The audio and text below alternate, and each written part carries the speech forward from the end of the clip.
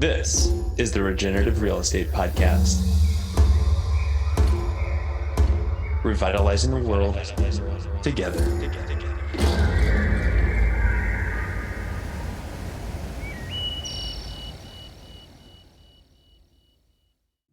Hi there, podcast listeners. This is your host, Neil Collins.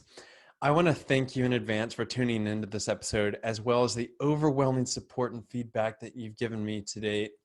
We are now on our 5th episode of this podcast series, and I am so honored to have such amazing guests come on to share their stories and their work. As you may have noticed, I am not a professional interviewer, and this certainly isn't a professional podcast production. This whole thing really started out as an idea, and it was an idea that came to me while I was running through the woods a lot last year. So I was just trying to quiet my mind and my nerves. That's because I was going through a lot of personal transformation, as well as we had figuratively burned down the barn in order to see the moon for our company called Latitude. And we were pivoting the company to be more in line with our values and our philosophy. As a company, we are turning away from what I call transactional real estate. This to me is the dark, insidious side of the industry that is all about the short-term allure of money. But even more importantly, we wanted to be part of the solution and help to promote healthy, sustainable, and more resilient ways of living. That's why I wanted to share the stories of these people that are coming on as guests, because they're out there and they're doing something different. They're working to change the landscapes of today so that we have a fighting chance for a better tomorrow. These are people like our guest today, Stephen Aiguier, whose company Green Hammer is putting our health at the center of their mission as a design build firm. The more episodes that we do, the better this podcast gets, because the structure is slowly starting to solidify, and I'm starting to get my podcasting feet under me. I'm still definitely working out the kinks. Like in this interview, my whole computer crashed, and fortunately, Stephen had the foresight of hitting pause before I was able to reboot my computer. But as we continue down this journey together, I hope that you will help support this endeavor by subscribing on iTunes, leaving us a review, and sharing it with your friends. Your support means so much to me and to us at our company, and I want to be able for you to get as much out of these conversations as I am. Stephen's story is amazing, and without further ado, let's get into it.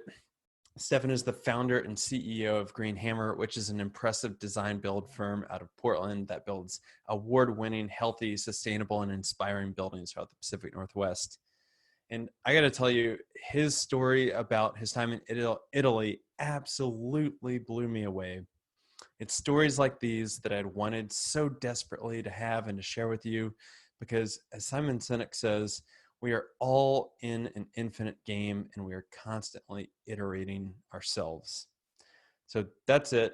Without further ado, here's the show. Hey everybody, this is Neil Collins, the host of the Regenerative Real Estate Podcast, and I'm joined today with Stephen Aiguier from Green Hammer. I'm really excited about this conversation, and I've been wanting to have Stephen on for a while, because Stephen was one of the original green design builders that we have ever talked to with his firm, and has done so much for the industry. So Stephen, thanks so much for taking the time and coming on. Yeah, I really appreciate you taking the interest.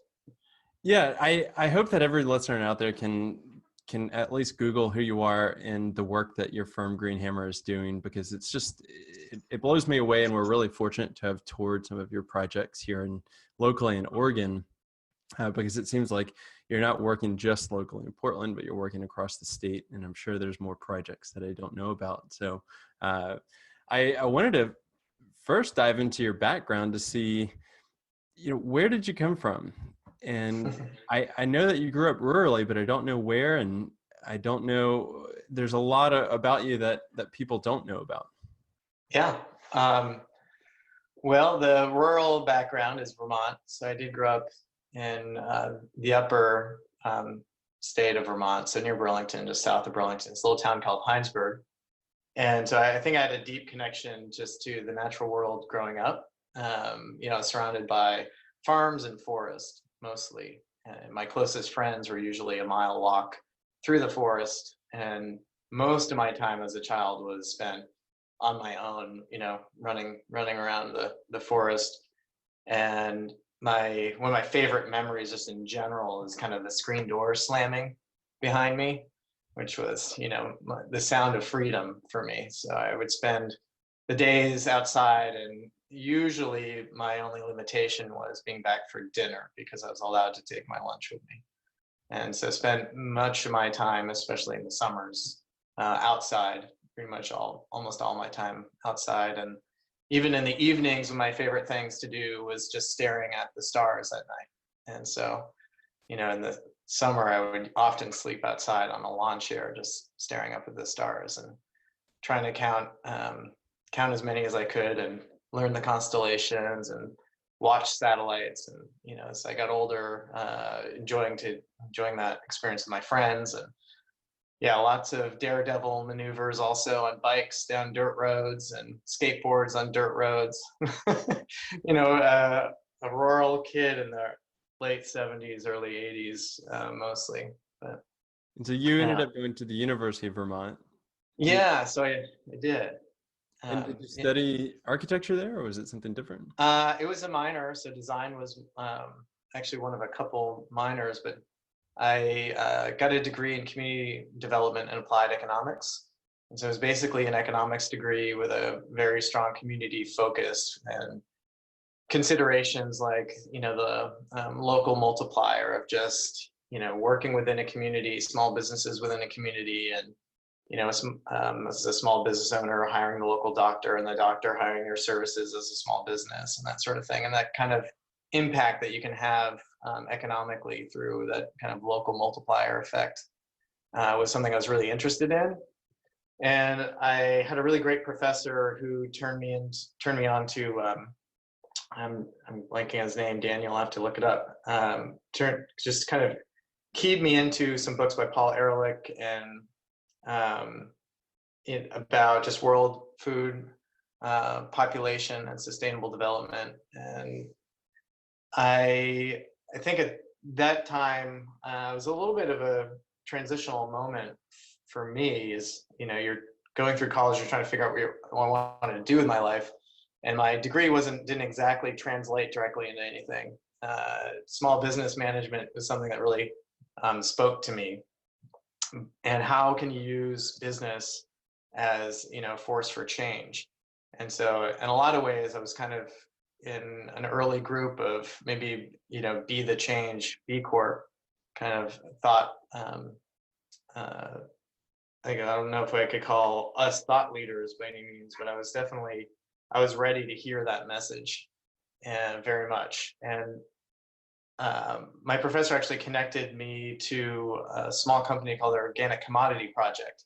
And what they were doing, which is really interesting, this is my first job out after college. They were taking essentially organic chocolate that was being grown in Costa Rica, Panama, a little bit in Ghana at the time, and taking to the United States, processing and selling it. And they had major investors was like Nell Newman, so Paul Newman's daughter. And the really interesting thing about their work is they were supporting farmers that were utilizing shade-grown chocolate. Others would later start to get into shade-grown coffee. And the interesting thing about shade-grown coffee and chocolate is that they grow at the buffer zone between the rainforest and human development. That's just where they do the best. And at the time, especially in Costa Rica, Panama, and other parts of the developing world, and still today, deforestation is a major problem. Also, so is sustenance farming, and the people living on the fringes, and quite literally on the fringes of society, ended up on the fringes next to the forests. And a lot of the way they would make the gap up in their own personal economics would be to go into the forest and illegally harvest things like ebony logs and other rosewoods and timber that was illegal to be harvesting, because that was the best way to supplement their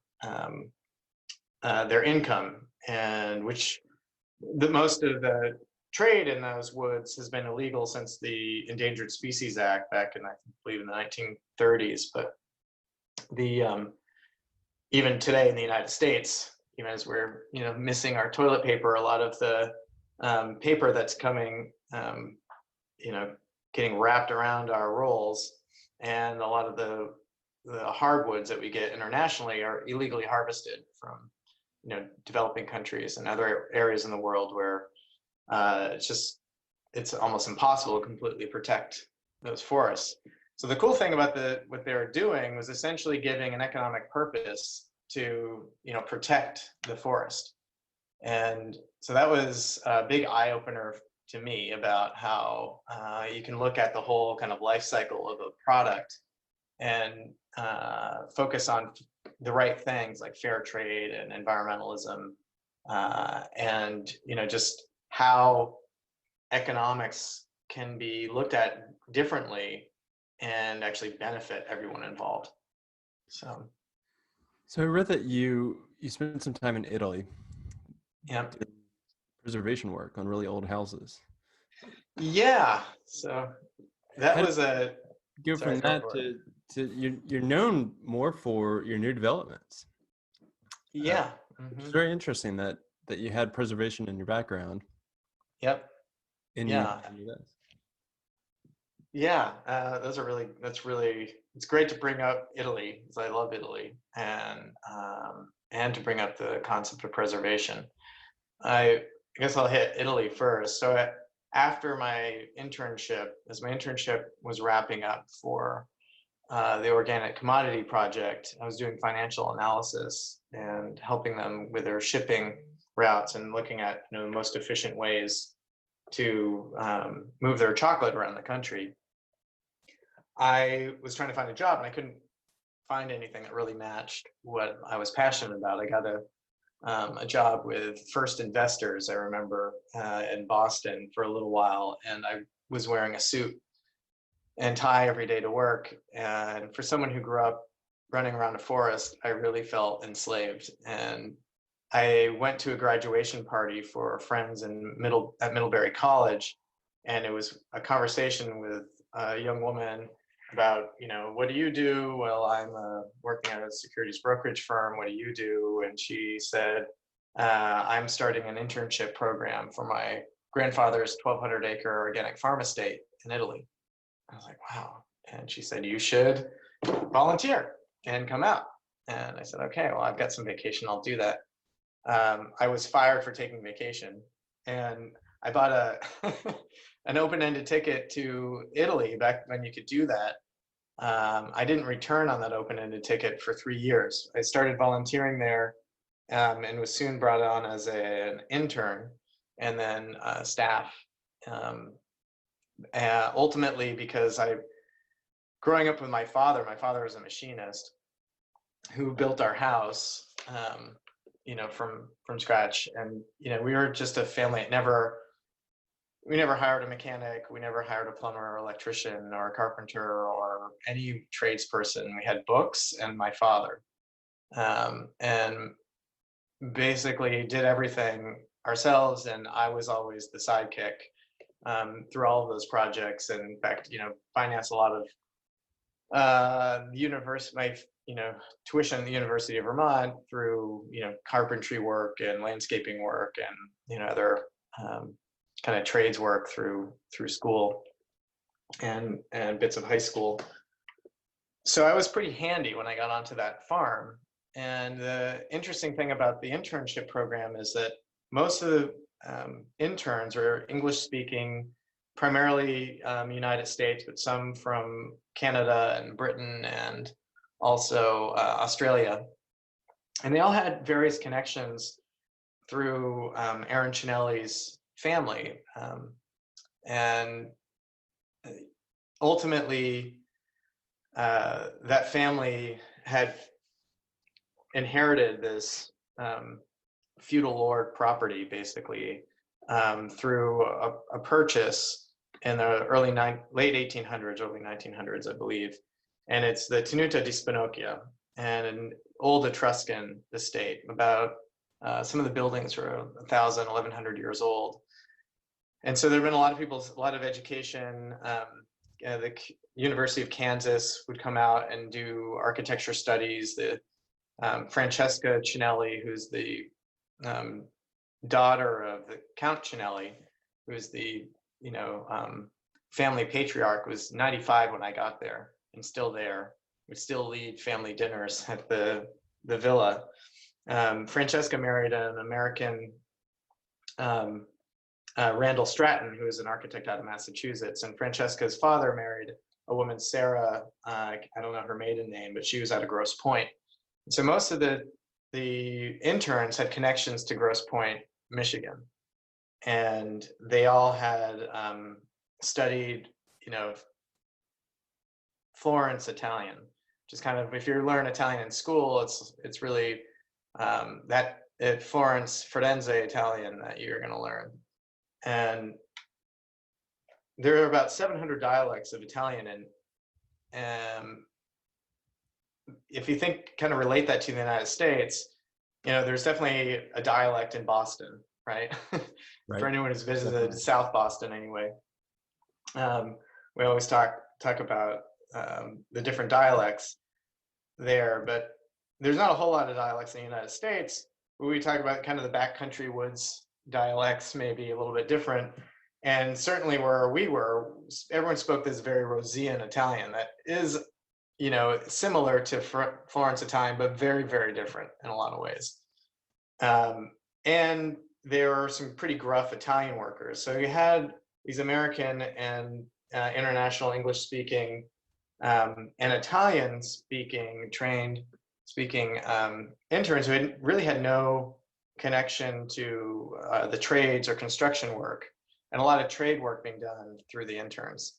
And they're supposed to be helping the Italian farm workers. So when I showed up, there was a ton of frustration between those two groups, and I became a bridge.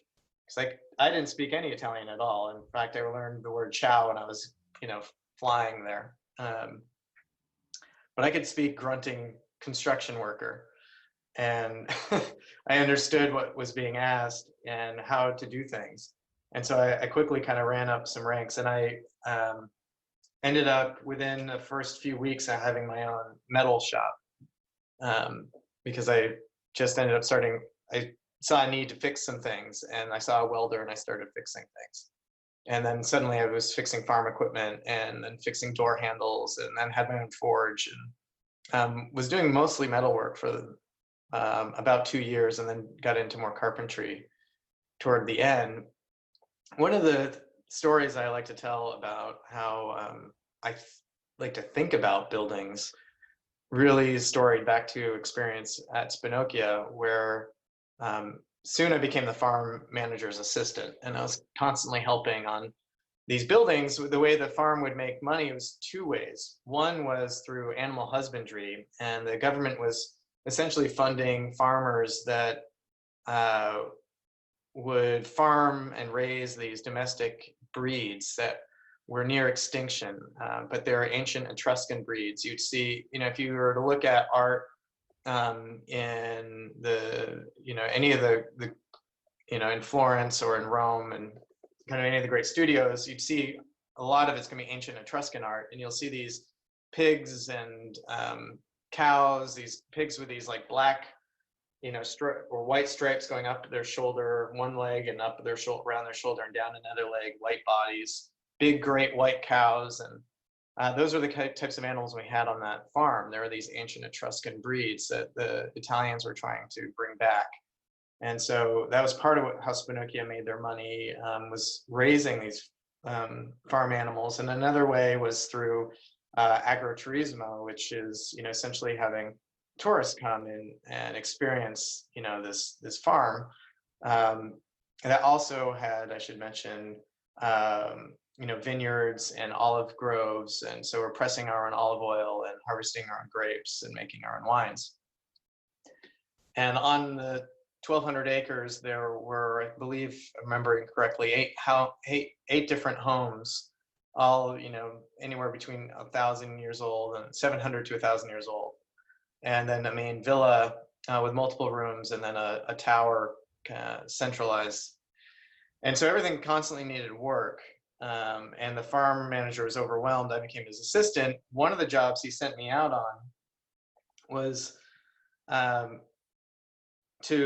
all I knew is we had to fix a beam, because I understood the word in Italian for beam was legno, which is different than firewood, which is legna. I knew we had to fix a piece of construction beam. That's it.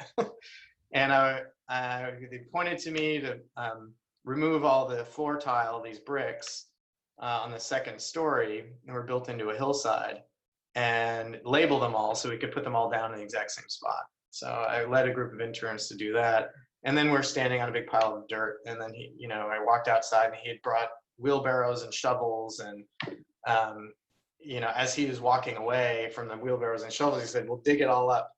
And I was like, okay. So we went in and we started digging. And eventually we start unearthing this beam that's about a meter thick, so almost about 3 feet in diameter. And I'm realizing, like, we're in a second story. Like, where is all this earth coming? Like, what are we doing? And I went underneath and I looked up, and you can see these little chestnut beams, cross beams that are more like, probably 6 inches, 10, 12 centimeters or something in each diameter. And what was ultimately happening is those were nailed with these super long steel nails into these big chestnut beams from below. And there were bricks put on that, and then about a meter of earth. That's how they used to build these floor systems. And below would have been stables back in the day, but now there was a home below. Anyway, we unearthed this beam, and it was rotten. It was cracked in the middle and rotten. And with some horses, we extracted the beam, and I was wondering, like, well, how are we going to replace this beam? Randall Stratton, who I mentioned earlier, who's the kind of the executive director of that farm estate at that point, and I believe still is generally, and overall, although I think Aaron Chinelli, the one who brought me out there, is now in charge. He was all excited and brought me into this map room, and he opened up a map and he showed me a map of Spinocchio from almost 1,000 years ago, and it showed these different parts of the forest. And one part, it showed it was labeled essentially the beam forest. And that was where the chestnut groves were maintained for growing these massive beams. And so lo and behold, we went to this section of the forest, and it was just filled with these gigantic chestnuts. And chestnut trees, there's a few different kinds. They had the ones for the nuts that they were also growing on that estate were they're short and gangly, and their bark's completely different. The ones that they use for construction are long and thin, and they all share a root ball. You might have 5 to 10 big trees coming out of this one root ball. And the really big ones, they would narrow it down to one tree eventually. But we use chestnut for all kinds of things. And if you look through European construction, you'll see chestnut beams everywhere. The best of it comes from Italy and parts of France. So what really struck me is we went out and harvested a beam, and then we brought it back. But I was asked to skin the beam, take the bark off of the beam. I was assuming that was the beam we were going to be using, but no, it was actually a beam that they already had debarked a couple of years ago to dry out. And so they had just harvested this one to be the next replacement for another beam, because they're assuming at that point other beams are going to be starting to rot. So we take a beam that had been curing for 2 years, and we replaced that original beam. And I just thought, like, the forethought, not just in the building of these beautiful buildings that have just stood the test of 1,000 years and do so many things passively in such a brilliant way, but the life cycle was really thought through enough so that generations in the future, that these future generations would be taught both to cherish these maps and to follow them eventually. How incredible. So, yeah, Hey, everybody. This is not part of the interview. I had to cut out this section. This is actually a terrible time for my computer to crash on me. And Stefan was just finishing up a story about the estate planning in Italy. I didn't want to just short the clip and not have an introduction into the next subject because it would be such a hard transition. So what we did is we wrapped up that conversation, and I wanted to know what was next. And so that's where this conversation is going to pick up. So here we go. Yeah, I realized that if I was basically in a stagnant position, and I had been deferring my student loans for about 3 years. So I needed to move on, and went back to with a heavy heart, because I just had fallen in love with Italy over those years. Went back to the United States, really unclear what I was going to do. Even a stronger passion for how business could be a force for change, and zero resources to start a business. I did know that I wanted to move to the West Coast. I love Vermont, but I always had an itch to leave. And then I had, just a really powerful feeling that somewhere along the West Coast there would be a home for me. I ended up knowing one person in Portland. That was actually a fortuitous event too, but I'll skip that for this story. But I found out that one person that I had worked with in Italy was moving to Portland and could use a roommate. And that was one more person I knew anywhere else on the West Coast. So I created business cards for basically like a handyman service, Green Hammer.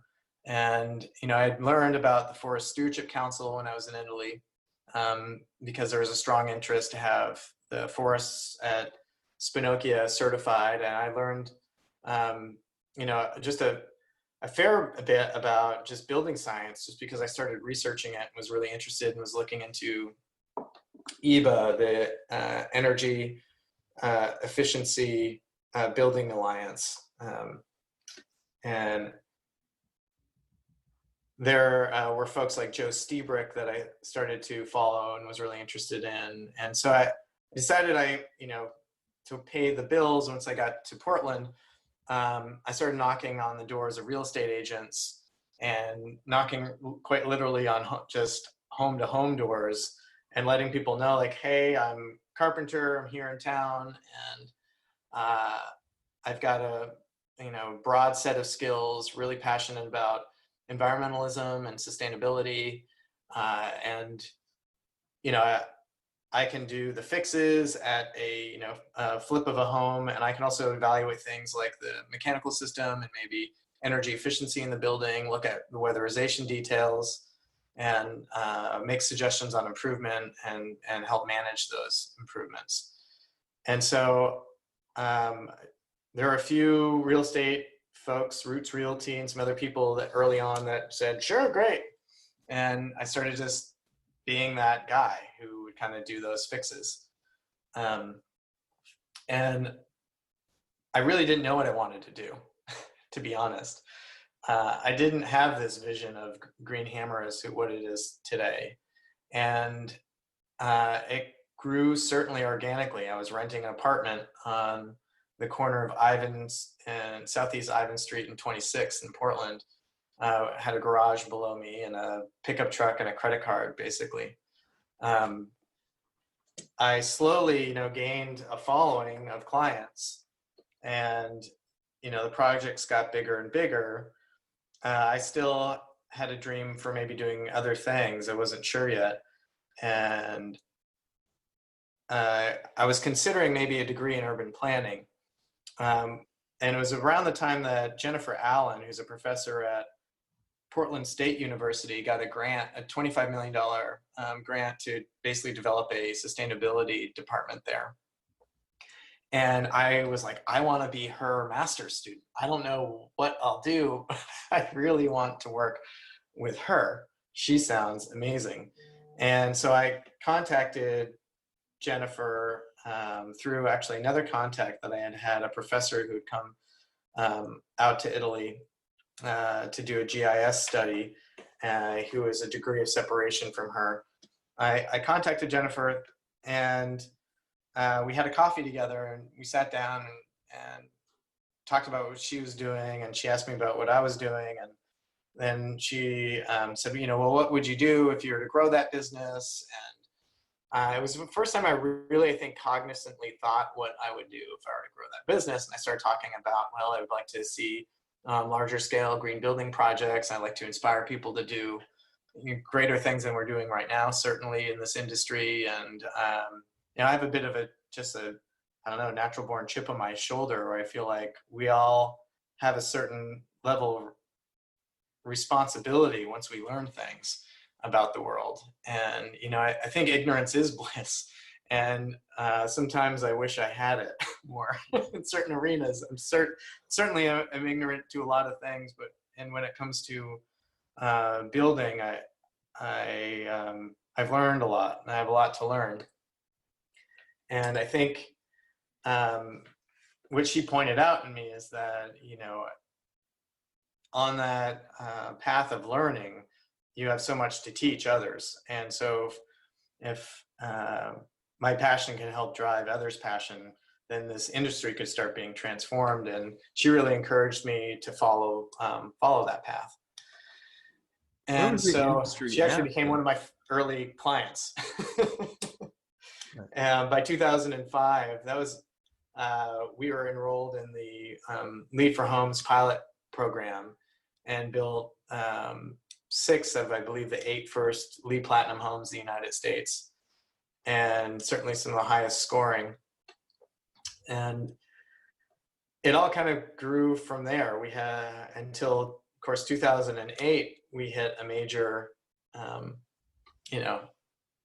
major bump in the road, where I was just building the business, just starting to figure out what it meant to be a business owner, and what it meant, what I lacked in systems and process, and was making considerations for investments there when the market crashed, and suddenly we turned, what was maybe $4 million to $6 million in the next year's revenue stream turned to $900,000 in about a month's time. And I used the last bits of our money to buy an insulation truck, an insulation machine, some testing equipment, and started into home weatherization work, and really got through most of 2009 that way. We also continued to do some LEED Platinum homes. But as I was doing all of that, we were also looking globally at like what is really happening, and what is really what's the best practice? Because you asked about preservation, and restoration could be considered along that pathway. And certainly a lot of the work I was doing as Green Hammer was also restorative work, where essentially we're looking at these historic homes and really kind of bringing them back to their original grandeur. And I was also advocating to do as much we could around energy, but ultimately also questioning, like, what are the impacts of these buildings, and are there better ways? Like, what are thought leaders globally doing? And I knew in Europe seems to be well ahead of us in many ways in thinking into the future, and no other country that I was aware of at the time was leading more than Germany. And I've recently hired a native German Berliner, Alexander Butzel, in 2006, and he and I quickly started having conversations about what was going on in Germany around passive house. And so by 2009, we were also starting our first passive house projects. We also realized that there's some real issues in the industry. There's very much a combat culture between architecture and construction, and it's really unfortunate because both sides are just brilliant, and it's more of a cultural issue than a real any real inherent problem. And it's gotten a lot better, but design build was few and far between in 2009 for sure. And architects that were kind of willing to really take on or work through a design build process, or really have their projects fully scrutinized from an energy and environmentalism perspective, were few and far between. And the ones that were really interested either were out of business, had switched careers, or were working with their one college buddy that they still wanted to keep busy. So we lost a lot of work and a lot of connections. And I was so new to Portland already, I couldn't afford that. We couldn't afford having people come in and say, I would like a LEED Platinum home, or, I'd like to do a major weatherization project. And if we were to hand them off to an architect, we couldn't afford not seeing that project come back. So we started doing our own design work in 2009 as well. And yeah, by 2010 or 11, we had finished some of our first passive house projects. And so we became an early leader in passive house in the Pacific Northwest, and which really ultimately became, in the along the West Coast in general, and got into first passive house commercial project that was, it's by itself for years until we ended up starting working on the second one. The first one was for Picun, and it was the Capacitates Leadership Institute. Picun, I don't want to butcher the Spanish for what it's titling, but essentially they represent Migrant Farm Workers Union, and they were looking to build their leadership institute where their future would learn and become the power leaders for their and representatives for their people, and their motto was si se puede, which was Cesar Chavez's famous statements from the 70s, and kind of leading the migrant farm workers kind of cause. So these guys were amazing, and they wanted as much energy independence as they possibly could get. And so zero energy was really was a goal. And we were advising that, going toward passive house, where you're reducing the energy loads in the building by 70% through reducing your primarily heating and cooling loads by 90%, was the smartest way to get there. And so we helped them. We did the design with some help from Communitecture at the time, and did the passive house design, and then worked with them as they basically did all of the construction. We did the construction management, but it was mostly all built by migrant farm workers, volunteer time. And so they literally built their own building. And I think it's one of the greatest unsung heroes of our buildings in our state. And it's out in Woodburn, Oregon. That was finished, I believe, in 2011, and was the second certified commercial passive house building in the United States. The first one was in New York. But we took an early lead and early interest, and started to learn about reading some of the studies we're seeing in Germany, started learning about the carbon and health impacts from buildings, and we're always kind of struggling between, well, is it best to preserve a home or a building, or to build something new? And it's a complicated answer that really there isn't one, except that it is very expensive to retrofit a building to the level of a new passive house building. And a lot of buildings need to be replaced, and not all do. Our office is down at the EcoTrust building, because we believe that building like that absolutely should be preserved. It's a community asset and a community resource. And what we need to do is be as smart as we possibly can to have as little of a impact as we possibly can from an energy and water management perspective, and offsets from solar. But you need art and architecture, and you need these community resources and beautiful elements. But not all buildings really are at that level of the EcoTrust building downtown. And some of them are really, really unsafe in the seismic zone that we're in. So we struggle with that answer a lot around preservation. What we do know is that if a new building is going to be built, we're going to be much more cognizant of the toxics that go into that building, and do whatever we can with the budget that we have to eliminate known toxics going into that project, and to minimize health impacts for the planet and long-term for the occupants and people who are who are building it. We know that we're going to, at least more than most, have a really positive impact on making the right decisions for conserving energy and having the most positive health impact you can possibly have. And so we basically take that charge on ourselves. And I don't mean to cut you off there, but you bring up a really good point. And what I love about your slogan is healthy and inspiring buildings. Mm-hmm. And I think a lot of people, they think of green building as energy efficiency and the building science side of things. But I've heard you talk about this before. Like, look, if we can put health first and then go down, I guess a value stack is how I see it in my mind, that you can accomplish so much. At what point did you start saying it's about health and not so much about, I mean, it's still about energy efficiency, but when did that take precedent? 2012, we did a bit of a rebranding.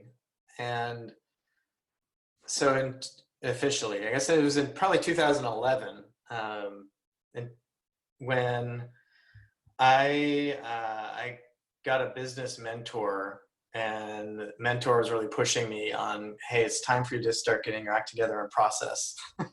And, what's your mission, vision, values? And at the time I had some stuff on the website, and he's like, is that really your long-term durable plan? And I really I took that really seriously, and I thought, I don't know. That's a great question. I don't know that it is. And ultimately came to, we engage in a unified design build process to create healthy and inspiring buildings for life as our mission. And it's not a long mission, but ultimately I don't see us ever completely being able to achieve that. And I think what I mean by saying that is we're using a process, design build process and teamwork.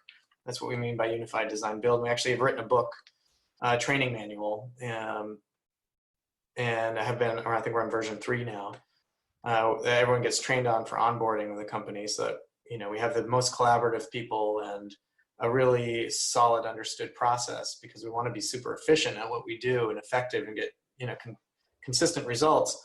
But ultimately what we're trying to do is create healthy and inspiring buildings, and I combine those for a really important reason.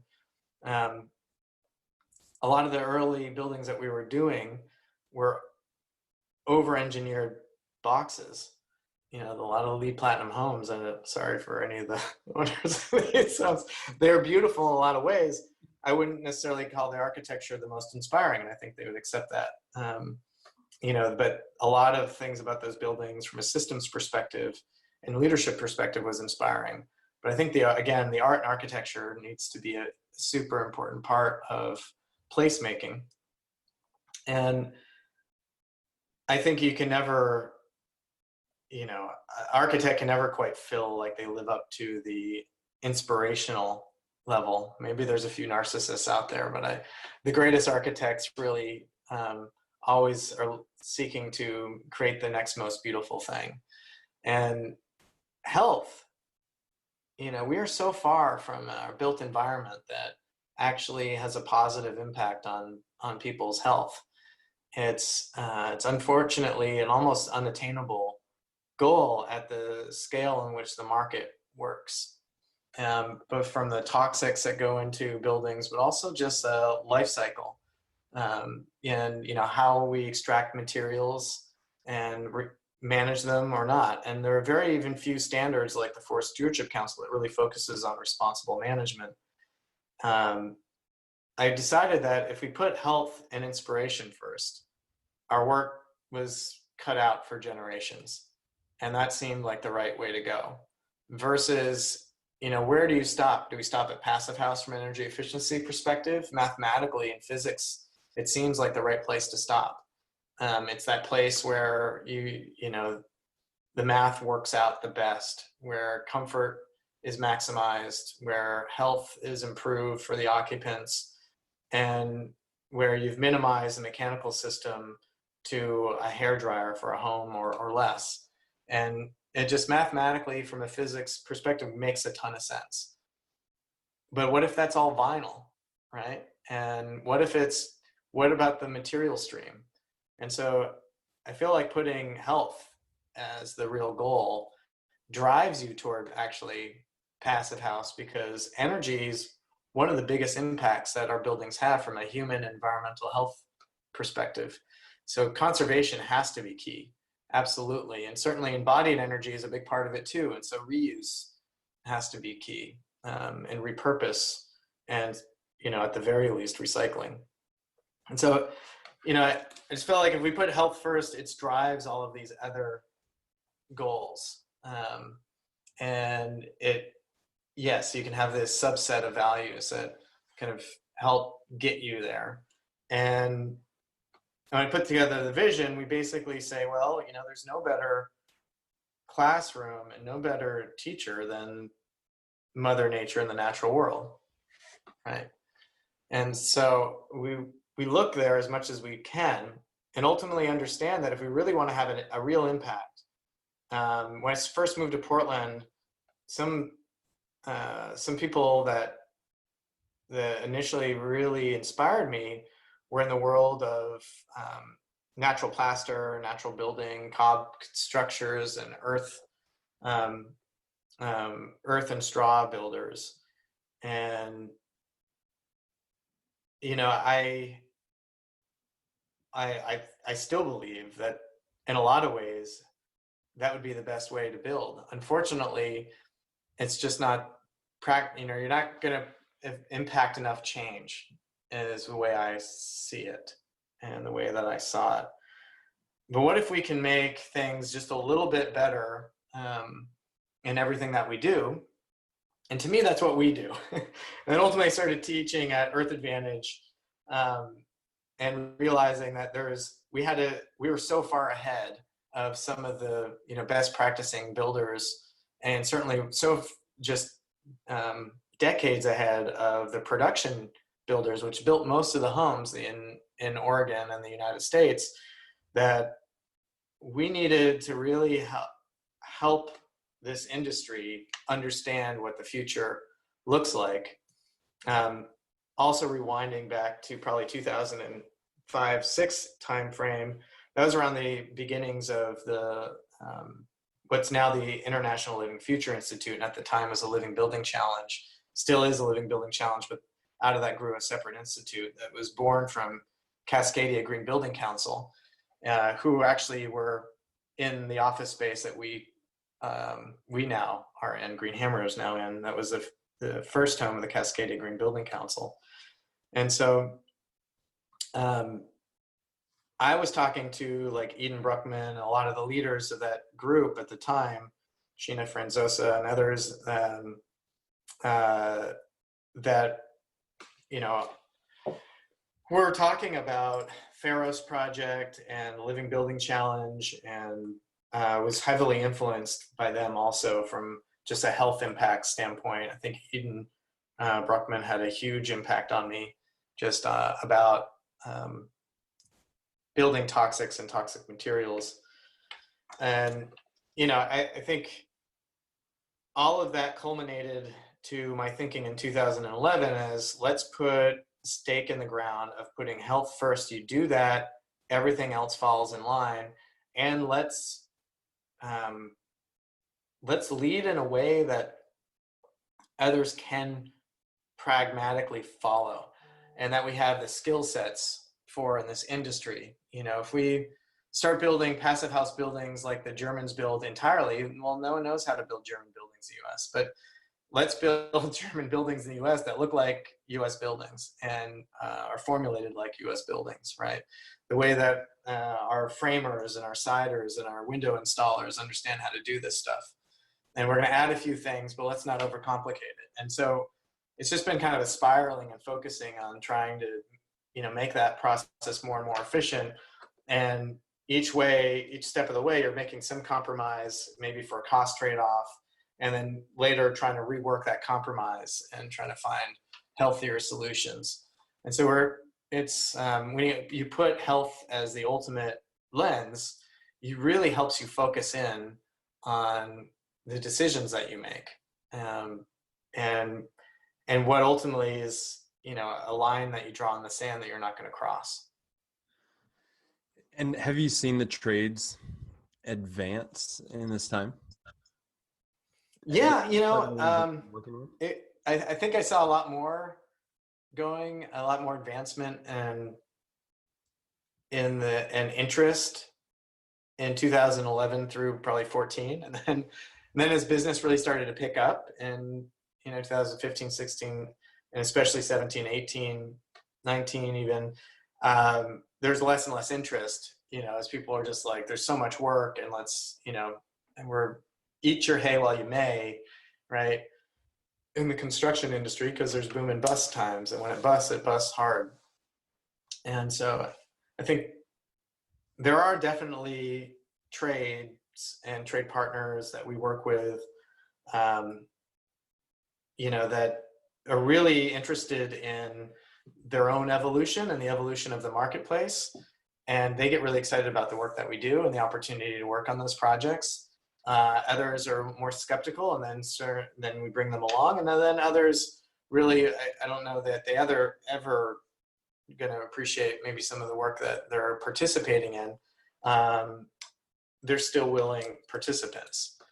And, it is a struggle though, and it's interesting. It does create a divisiveness. And, I say trade partners for a reason. We don't use the word subcontractor. I feel like subservient, it just is not, it's not conducive to creating a teamwork or a respectful environment. So we use the term trade partner. I think the way that construction industry in general is run and managed can be very disrespectful toward the field services side of things. And so we do everything we can to try and create as much of a positive teamwork environment as we possibly can. And we we're constantly learning there and constantly improving. But yeah, language, I think, is a huge part of it. And also, as you pointed out in your mission, language is an extremely important piece. That's why health first. We're recording this during a time that we're on lockdown. You're in your house, I'm in mine, because there's a public health scare that's going around the globe. And I think it's a wake-up call for people to realize that our health and our economy is intricately linked in a way that people haven't been tuned into before. And I think this is a message that you've been saying for a while, just in a different vernacular, especially in terms of if you go into a green hammer design and built property, it just feels different. It not only is it aesthetically beautiful, but you get a sense that it's the craftsmanship that went into it, and then hearing about the building science and just how it works. I feel like if you were to poll your residents of people that have either bought or are renting in those properties, that they would probably have a very similar answer, that these are healthy homes. Where do you see the future of housing going as the global community goes through an event like COVID?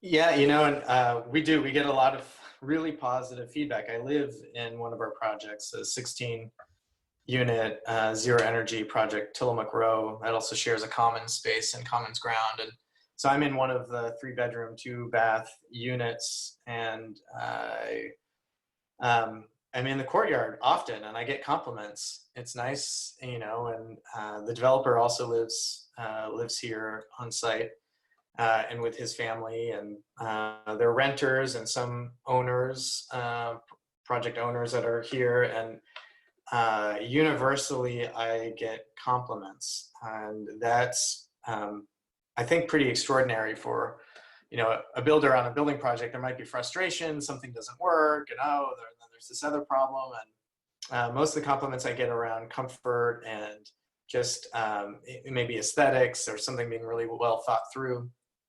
That makes me super, super happy.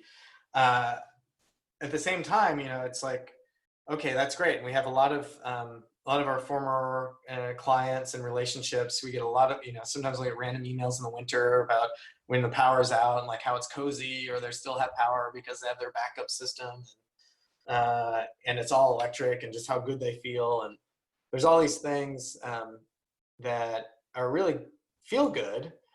And, we have still a limited impact there. And then is it real, or is it perceived? From a health standpoint, is it actually healthier living in these spaces? Well, we think so. And, our clients are saying so, but let's start testing and seeing what actually is going on. And so not more than 2 feet from me is an air quality sensor called Purple Air is the manufacturer.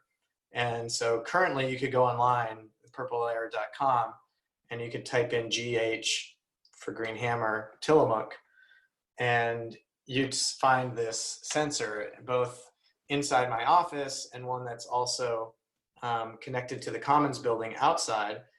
And what we've been tracking is outdoor air quality as measured by PM 2.5, particulate matter 2.5, I'll get into in a second, and then PM 2.5 inside.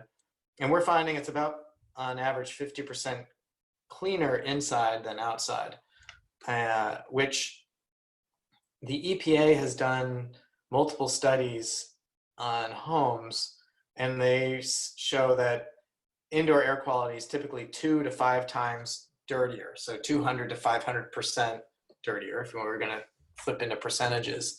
And we're 50% or 2 times cleaner, right? Depends on how you play with those numbers and percentages. But we have half of the particulate matter, and there's 2 to 5 times more particulate matter in a typical home. And so a lot of that has to do with our, creating these really tight building envelopes and then putting these heat recovery ventilation systems in. And we put in these very advanced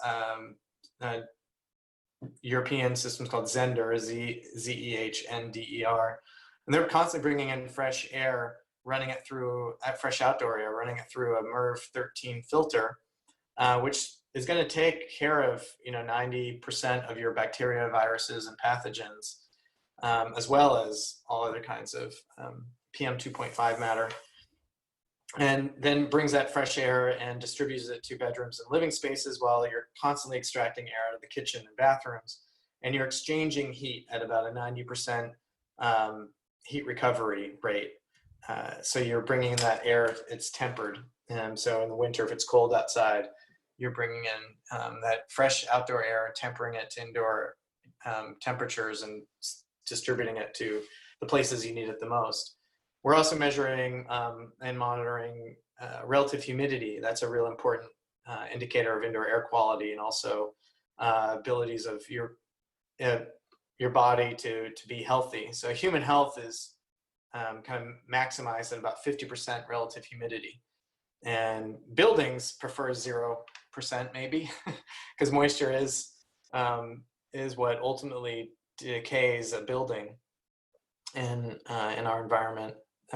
Moisture and to a degree also ultraviolet degradation from the sun. But we've got a lot of the UV stuff figured out. Moisture problems are different. They can create mold and other issues. But at 50% relative humidity, it's the sweet spot, because as the air dries out and gets below 30% relative humidity, your mucus is starting to dry out. That's kind of your first layer of immune defense. And so as you dry out, even though there's going to be actually less bacteria, viruses, and pathogens in the air, because they don't do as well either, you're much more susceptible to them. And so that's why you end up with more, there's a variety of reasons, but one reason why you end up with more sickness in the winter is that the air is going to be drier, typically, less relative humidity, you're exposed to it more. And then at the higher levels of humidity, that stuff does really well. And it overtakes your immune system. And so 50% is kind of the sweet spot. And so how are these buildings doing? We put a lot of cellulose in the walls. We build with all wood.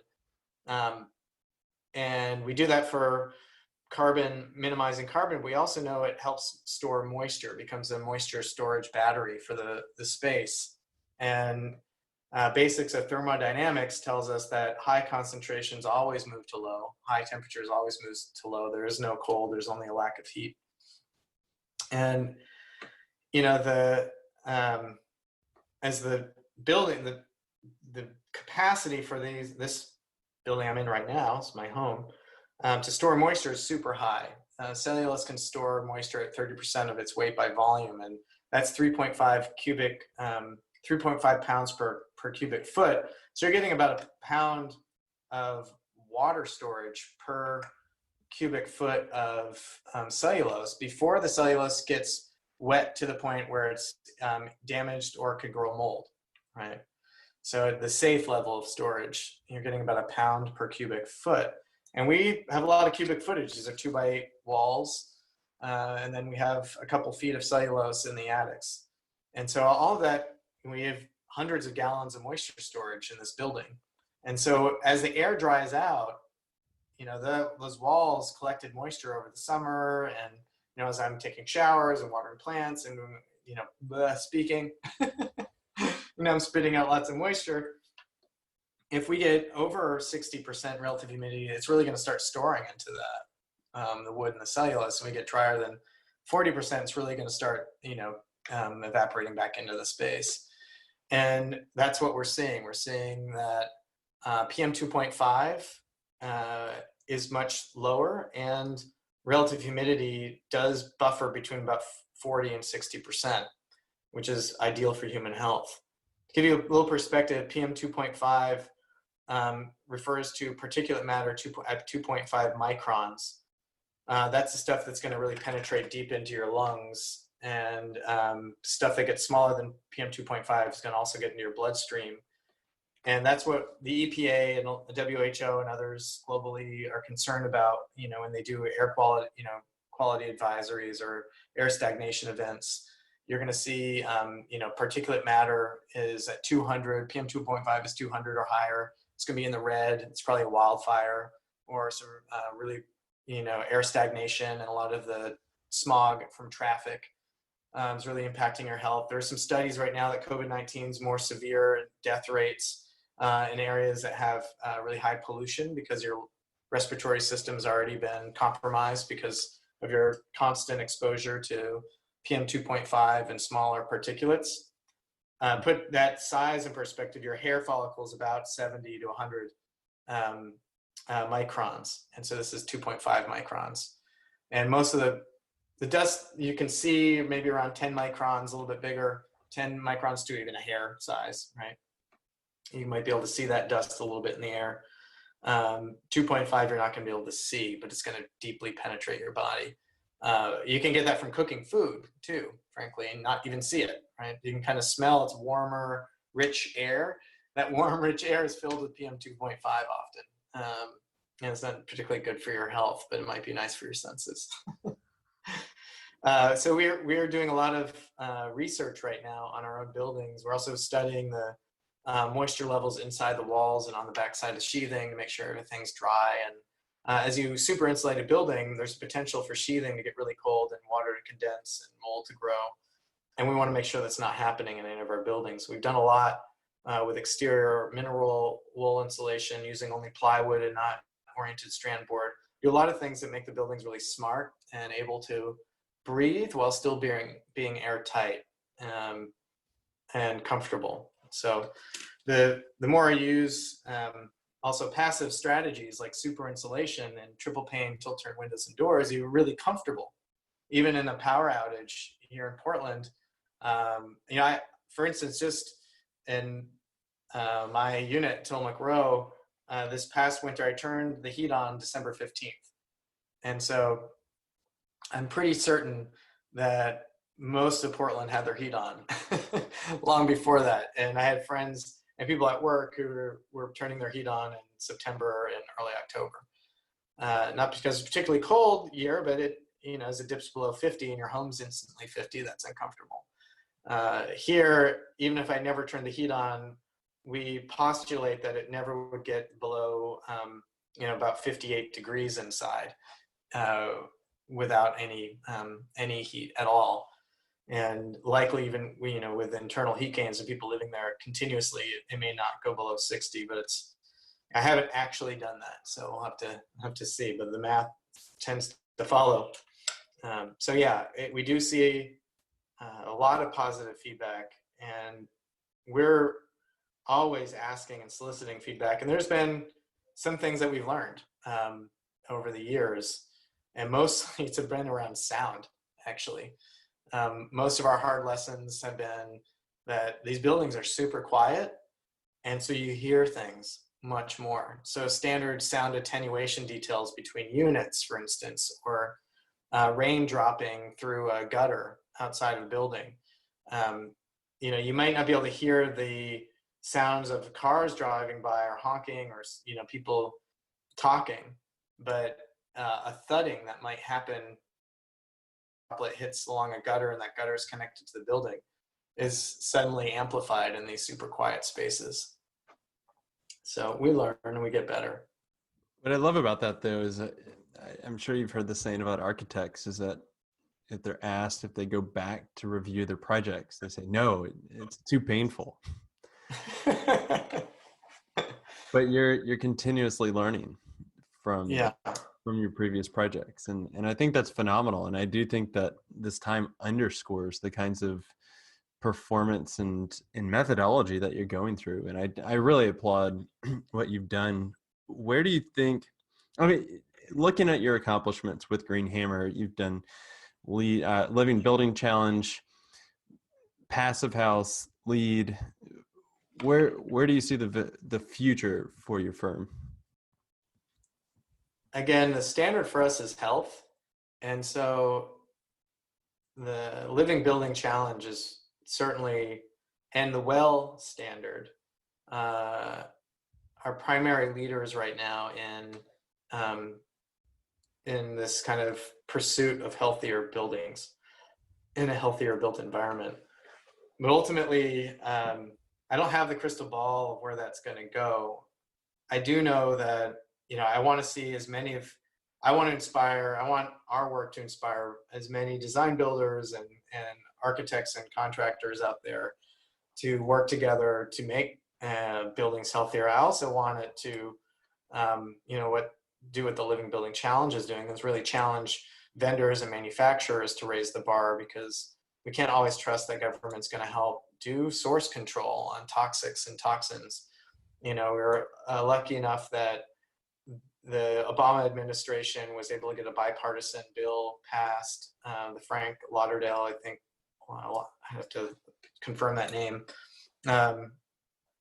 bill, but essentially it was the first update to the Toxic Substance Act since 1976. So, 40-year-old standard that has been regulating about 250 known toxics, when we know there's about 80,000 chemicals in the built environment, of which 12 to 16,000 we know have a negative impact on human health, and certainly on environmental health too.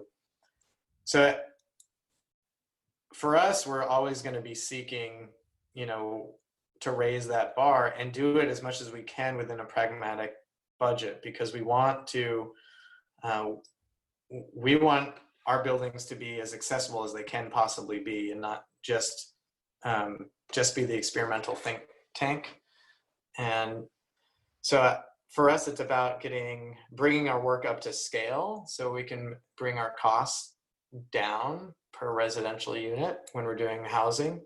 And it's also, working with some of our financially more able clients to help push the envelope on some of the systems that we're doing. We are using some of the world's most advanced equipment now. A lot of that equipment was tested on our clients who have a few more means. Then some of our work has been consulting on passive house level or zero energy affordable housing. We're working with Girding Edelin right now and Albertina Kerr to create hopefully their next project as a zero energy project for workforce housing.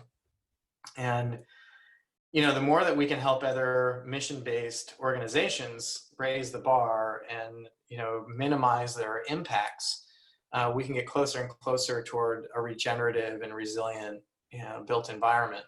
And we do keep those as guiding principles for us. And we, when buildings actually give back to a community, and I think an important part of what we do, and what I'd like to see more of what we do, is create community. Because, here at Tillamook Row, one of the things that even right now with COVID-19, when I walk into the courtyard here, these 16 homes or apartments, I feel like I'm home. I walk in my door, I feel another layer of home. And I think, Ross Chapin really kind of led this movement, these pocket neighborhoods. But, when you know all of your neighbors by name, and who's going to be at high risk in a moment like this, I know why some of my neighbors aren't leaving their home. And I know that if they do, I want to be, I certainly would, if I'm anywhere close to them, I'm going to be wearing a mask and doing everything I possibly can to protect their health. And, we keep an eye on each other, right? And I think we've lost that. All of our front doors face each other. And there is a zoning shift in the McCarthy area that made all of our front doors still face the street, but our back doors became where we hang out with our families and our friends. And I think the more that, I think when we look at health, we also look at community as being a measure of health, because if you can build positive community, it's proven to be one of the best ways for people to live longer. When you look at the people in the world that live the longest, they all have a real strong sense of family and community. And so I think for us, we're going to be doing more and more community focused projects, and how to do that creatively in a healthy way. If you're in your own building, are there ways that you don't all have to share handles, right? Corridors that are a little more generous. And yeah, you need to have your private and your public spaces, but where can you congregate? How can you congregate safely? If we have this pandemic continues, and if future pandemics come on. But these pocket neighborhoods that Ross talked about, I really hope that your listeners get to listen to his piece. I think it was brilliant. I'd like to see more and more of that work for us in the future too. And yeah, when health's your ultimate horizon, I think the work's never done. God, I love that. I love that. I wrote down so many notes whenever you're talking about that, and I hope people can go back and re-listen to that. And I want to be respectful of your time here. I do know that you've been working on a course through Earth Advantage. Why don't you plug that? Because I know it's something that definitely should be on a lot of people's radars. Yeah, I have. It's a sustainable homes professional course. I do have to say that I've been working with a woman for the past 6 years who administered that course, Heather Kendall, and she recently passed away. She's 47, of upper respiratory illness. And I do encourage listeners to Google Heather Kendall and Earth Advantage, and I'll get to her memorial page. She's left behind her newlywed husband in a bit of a financial duress. She tested negative for COVID-19. The nurses said that, the type of respiratory failure and her symptoms were 100% in alignment with COVID-19, but about 30% of the tests are of the negatives or false negatives right now. And I'm hearing sometimes higher, but between 25 and 40%, it sounds like, are false negatives. And they believe she fell in that category. Anyway, Heather did a great job administering this course, and was a real empathy leader for a lot of the professionals that take the course, because it's a lot of work. And the professionals that take the course are builders and architects, real estate developers, people in the real estate industry that are just passionate about green building and building science and want to learn more. And I've been instructing that course for 10 years now. I plan on doing it again next year. I usually have a couple Green Hammer staff in the class at any given year. It's a 6-month intensive learning process where we meet once a month for a weekend, a Friday and a Saturday, 2 8-hour sessions. We visit a couple project sites. Usually there's a few projects that are from sites that the participants are actually working on, and then others that Heather would have and then her future replacement will find that are out kind of leading the industry. And we visit production built homes. There's some production builders like Noise Construction out there doing zero ready homes now because Earth Advantage exists. They're all about creating, building better buildings. And so they're really, how do we incrementally make everyone a little bit better? And so they've really brought the bar up. There's over 15,000 Earth Advantage certified homes in the state of Oregon, and it is absolutely transformed Oregon's built environment. And people like David Heslem, who's the executive director, he was a former owner of Coho Construction and thought leader in kind of the local green building movement. He now is Oregon's probably best code, most knowledgeable, I guess, from building codes and planning perspective, proponent, and has done a really brilliant job of building that organization. And yes, I think it's a great course. Anyone who's interested in learning more about building science and green building, we all learn together. And I think I've learned a thing or two over the past 10 years, and every year I learn something new from instructing that course and meeting new leaders in the industry. Well, I learned a ton in this conversation, and I really appreciate it. And I'll link to a lot of the things that you had said in our show notes. But Stephen, I really appreciate your time. I think what you guys are doing at Green Hammer is tremendous, and I look forward to seeing where you're going with Healthy Homes. Awesome. Well, thanks so much, Neil. I really appreciate it, and we'll stay in touch.